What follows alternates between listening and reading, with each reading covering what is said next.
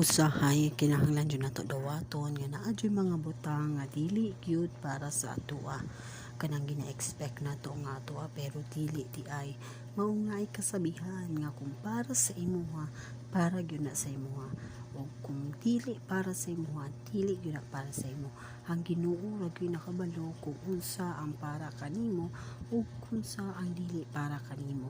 Maong ayaw pagplano og imo-imo, dapat mangayo jud ka og gabay sa Ginoo para makita nimo ang tinuod nga dalan padulong sa imong mga plano.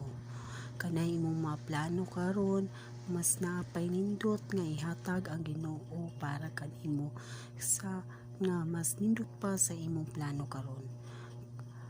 Let God do His plan for you.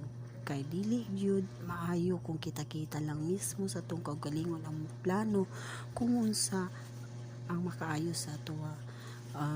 Before ka magplano, magpray jud ka, kay lisod kayo nga dili ka magpray nga magplano-plano ka sa imong kaugalingon pero kabalo ba ka kung kita mismo ang magplano sa atong kaugalingon, dili maayo ang kalabasan, dili maayo ang ikadulot para sa atong lawas or sa atong kaugalingon. Pero kapag magplano ta nga naa ang Ginoo, 100% gyud nga nindot jud kayo ang kalabasan ug nindot jud kayo ang resulta ug naa jud maayong ikadulot sa atong kaugalingon kay tungod naa man ang Ginoo sa atong pagplano.